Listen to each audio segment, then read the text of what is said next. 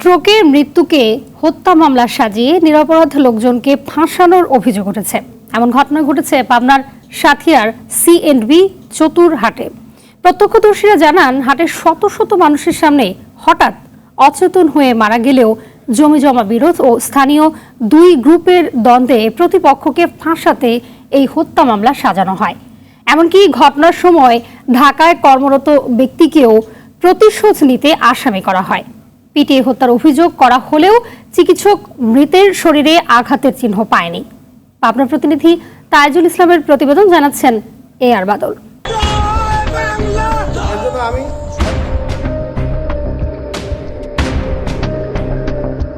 গ্রামের রাজনীতিতে প্রতিপক্ষকে ফাঁসানোর রেওয়াজ পুরনো।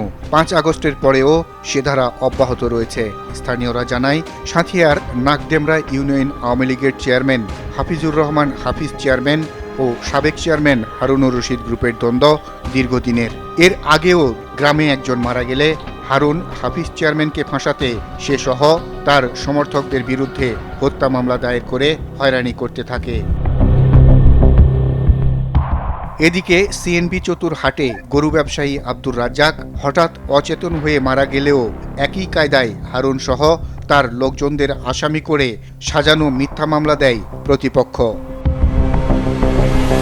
প্রত্যক্ষদর্শীরা জানান, নিহত আব্দুর রাজ্জাকের সাথে ভাগ্নে শহীদুলের জমি বিরোধ ছিল। আব্দুর রাজ্জাকের পরিবার হাফিজ আর শহীদুল হারুন চেয়ারম্যানের সমর্থক।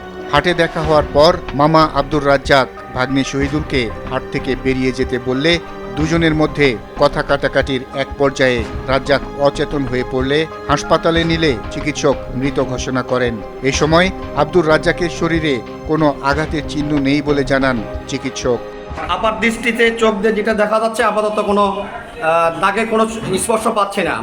এখন আমরা পিএমএ পাঠিয়ে দেবো, পিএমএ ডাক্তার কি লেখে এটা তো নাকি, হ্যাঁ আমার লেখাটা সঠিক আছে তো? সব কলম পূরণ করে তো লিখছি, তাই না? কোনো সমস্যা তো নাই? আপনার হ্যাঁ দেখে তো সই করছেন। কিন্তু এই ঘটনায় 22 জনের নাম সহ বহু মানুষকে মিথ্যা তথ্য দিয়ে হত্যা মামলা সাজানো হয়। অভিযোগে বলা হয়, হাতুড়ি, রড সহ দেশীয় অস্ত্র দিয়ে আব্দুর রাজ্জাককে হত্যা করে 5 লক্ষ টাকা ছিনিয়ে নেওয়া হয়েছে।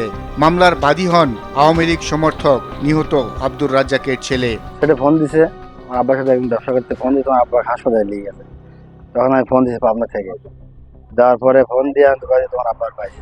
স্ত্রী ও মেয়ের দাবি, আব্দুর রাজ্জাক হার্টের রোগী হলেও তিনি ওষুধ খেয়েই হাটে গিয়েছিলেন। হার্ট স্ট্রোক তো কোনো সময় করবি লাই, ওষুধে হে দিন রাত খায়। কালকে সকালে এত ওষুধ খায়া গেছে। হাফিজ চেয়ারম্যান নামক একজন ব্যক্তি, বলতে চেয়ারম্যান সে পারিছে, তার পক্ষে আর কি আমার বাব্বাই ছিল, সেটাই আমার বাব্বার কাল হয়ে দাঁড়াইলো। আমার বাবা কাল যখন মারা যায় তখন আমার ভাই সেই কেসের হাজিরাই গেছিল। কিন্তু প্রত্যক্ষদর্শীরা জানান, হাট ভরা মানুষের মধ্যেই আব্দুর রাজ্জাক অচেতন হয়ে পড়েন। হামলার কোনো ঘটনাই ঘটেনি। প্রতিপক্ষকে ফাঁসাতেই এ মামলা করা হয়েছে। হাটে প্রচন্ড গরম ছিল, গরমের কারণে সহ্য তোমার স্ট্রোক করে।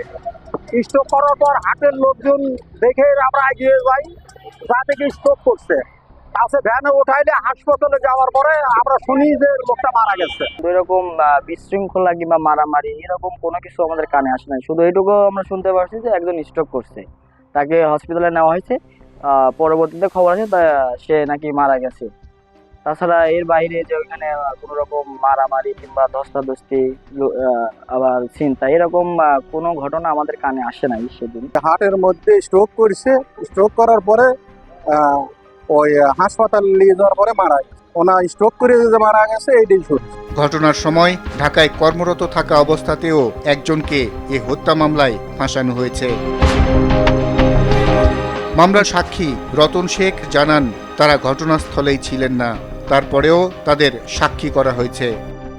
যারা ছিল তাদের নামগুলো আমি শুনলাম যে অমুক অমুক এরা ওই উপস্থিতিতে এরকম মারপিট করার কারণে এই ঘটনাগুলো ঘটে। আপনার সামনে ঘটনা ঘটছে নাকি? না, আমার উপস্থিত হলে হসপিটালে আমি গেছি, এতটুকু। নিজের রাজনৈতিক প্রতিপক্ষকে নিশ্চিহ্ন করতে মিথ্যা মামলা দায়েরের মাস্টারমাইন্ড হিসেবে অভিযোগের মূলে থাকা হাফিজ চেয়ারম্যান নিজেই এ ঘটনার নিরপেক্ষ তদন্ত চেয়েছেন। আমি চাইবো একজন ইউনিয়ন চেয়ারম্যান হিসেবে নিরপেক্ষতার আদলে যাচাই বাছাই করে এই মামলাটা হোক। যদি একে নিতান্তই মারধর করে সত্যতা যাচাই হয়। মিথ্যা হত্যা মামলার শিকার ভুক্তভোগী পরিবারগুলো বাদীসহ মিথ্যা মামলা করার পেছনে মূল হোতাসহ সকলের দৃষ্টান্তমূলক শাস্তি দাবি করেছেন। কেউ যদি বলতে পারে যে তার মামার সাথে তার হাতাহাতি হয়েছে বা জড়াজড়ি হয়েছে বা তার মামার পাশে যায় সে কথা বলছে, তাহলে হয়তো বা সম্ভব ছিল। আমি তো আমার মামার সাথে কোনো মানে তার 20 হাত ফাঁকে থেকে 2-3টে কথা হয়েছে, কথা হওয়ার পর আমি বের হওয়া চলে আসি, তার মধ্যে সে চলে গেছে। একটা হাট কমিটি আছে, আরো হাটের লোকজন আছে, আরো হাটে তো শত শত লোক ছিল। পুলিশ জানায় অনুসন্ধান চলছে, ময়নাতদন্তের রিপোর্ট পেলে আসল সত্য নিশ্চিত হওয়া যাবে। আর বাদল, RTV, ঢাকা।